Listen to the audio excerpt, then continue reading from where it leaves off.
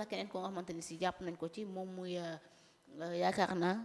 Zal Mbaye la tudd Saliou la tudd yaakaar naa Saliou Mbaye xaw ma Serigne Saliou Mbaye justement ñu gën koo xam ci Zal Mbaye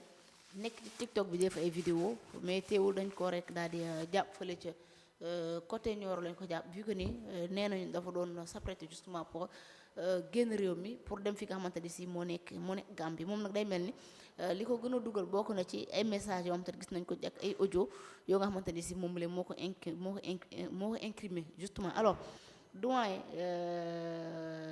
am na aussi ba am na tamit ku mu sekkal ay waxtaan ko nga xamante ni si moom nee na dafa am li nga xamante moo nekk VIH sida bi déjà sida bi moom ñu ëpp ñoo am nañ ko parce que démb rek ñu ngi dégg ñu ni sur 16 personnes yi nga xamante ni si testé nañ leen 14 am nañ li nga xamante ni si moo nekk VIH et j'en passe pour passer l'information comme quoi que journaliste RTS moom muy Pape Birame Bigué Ndiaye bàyyi nañ ko aussi mu dem ñibbi am na liberté provisoire mais doyen aussi mbir mi naka nga ko jàng parce que heure bu ñu xëyee dinañ gisaat keneen ku ñu jàpp ñu gisaat leen lu nga xamante ni si yes na ci dossier bi.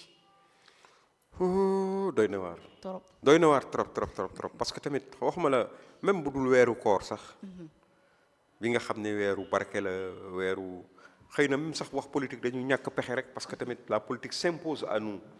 et c'est notre pays quoi. on ne peut pas croiser les bras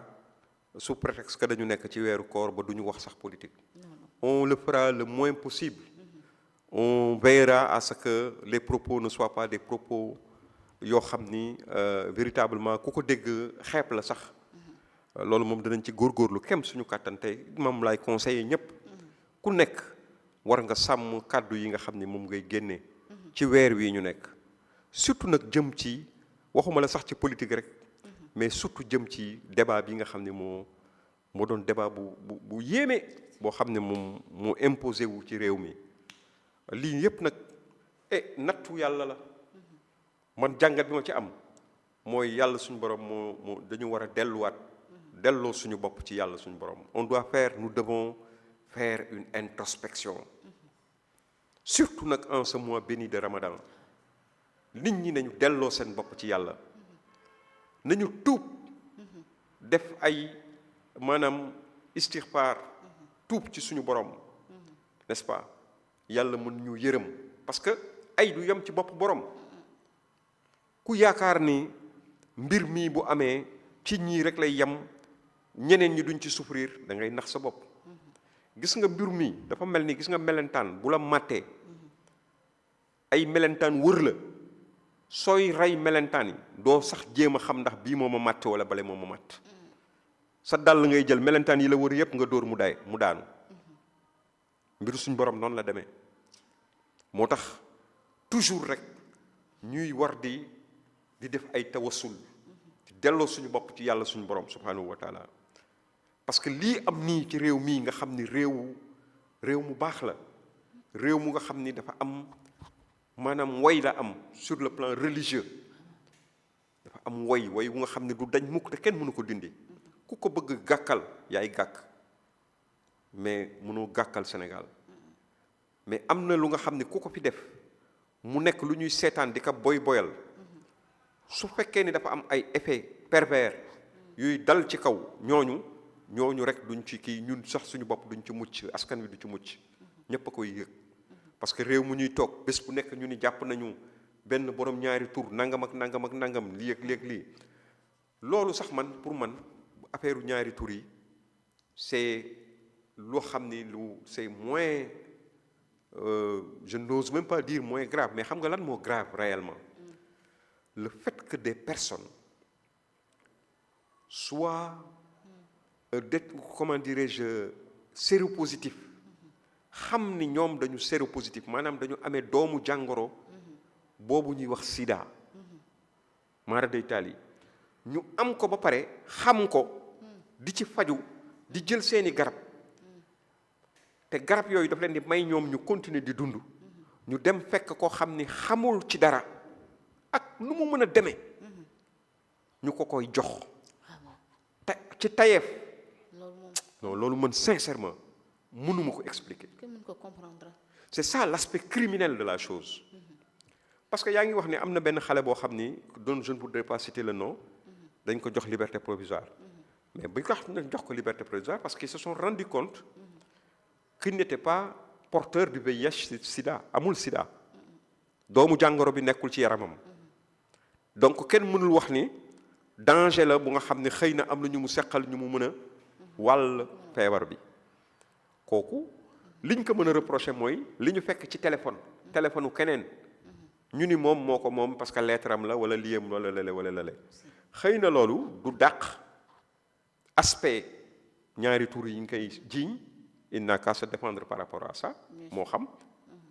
mais donc am na xam nga loolu mooy justice am na lu nga xam ni comme suñu loi bi c'est une loi bu nga xam ni day tolérer homosexuel comme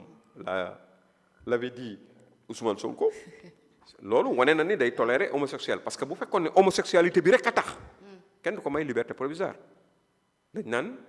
il y a des trucs forts soupçons yu am doole yu diis yoo xam ni bala mu il faut que ñu juger ko pour mën a xam ndax effectivement la ñu koy jiiñ moom la wala nekku ko donc duñ ko mën a élargir noonu facilement parce que certainement bo ndegam sax amul ñeneen ñoo xam ne aussi ils sont dans le même cas parce que y a des gens qui pensent qu'il y a d'autres Sénégalais yoo xam ne ils sont dans le même cas que le journaliste yoo xam ne ils sont dans les liens de la détention mais toujours est-il que normalement ci suñu xoolee ci suñu loi wu réew loi bi nga xam ne mooy loi wu réew mi la ñu ni il faut que ñu jàpp la ci acte contre nature pour mën la téye parce que foofu loolu délit la ci réew mi mais ça s'arrête à un niveau de délit mais ñi nga xam ne ñoom ñoo waxoon tey démb ak bërki démb ni ñoom maanaam bu leen yàlla joxe nguur gi la première des choses yi nga xam ne les premières décisions yi ñuy jël ce serait de criminaliser l'homosexualité tey aujourd'hui lii am ci wàllu homosexualité mësul am ci réew mi ni mu wulee ñaay nii nga xam ne moo occupé débat bi bés bu nekk ñun la semaine bu nekk ñun la jàpp nañu ñaar wala jàpp nañu ñett te ñi ngiy dem am na sax ñu nga xam ni ñi ngiy laam-laamee ni dañoo daw génn réew mi yooyu aussi lu ci mën a am il faut que sénégalais yi xam lan moo ci am ak lan moo ci amul parce que kumba am ndey ak kumba amul ndey du ci am képp koo xam ni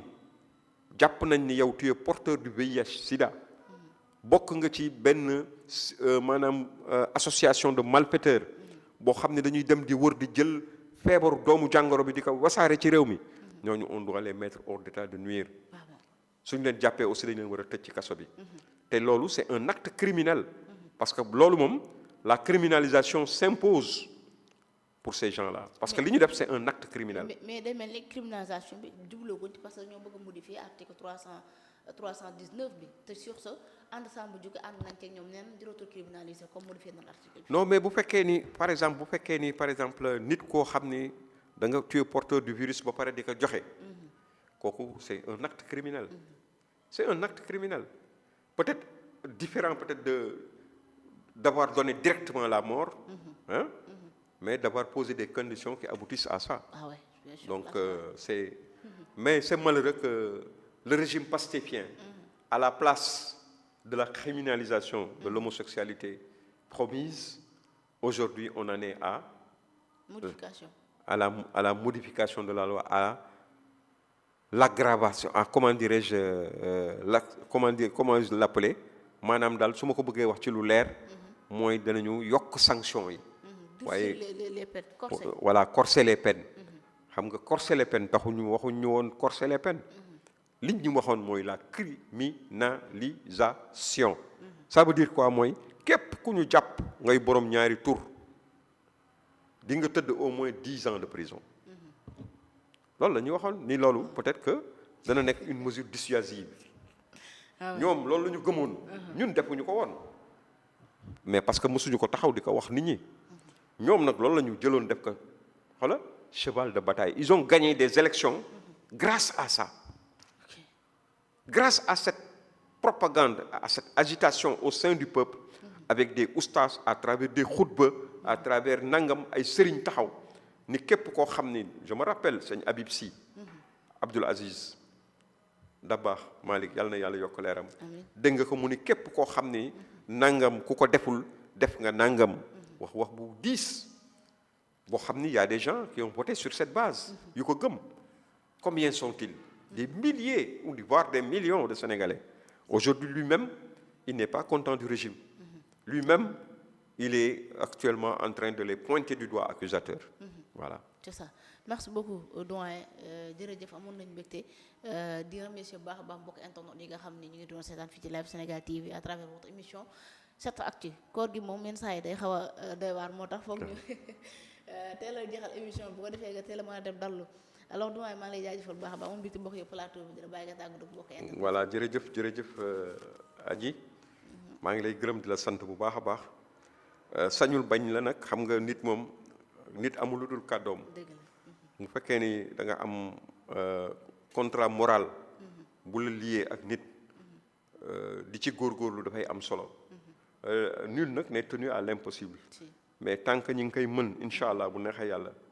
danañu sol suñu dàll ci kàttanu yàlla ak na melam ñëw ba fii ci ayu bés yu nekk incha allahu taala pour décortiquer l'actualité et di ñaan yàlla aussi yàlla wis ndox mu sedd ci réew mi ci barke chahru ramadan al mubarak waaw incha allah voilà yaakaar naa ni yaa ngi suivre fulk bi bu baax a baax waaw maa ngi koy suivre voilà mu nga voilà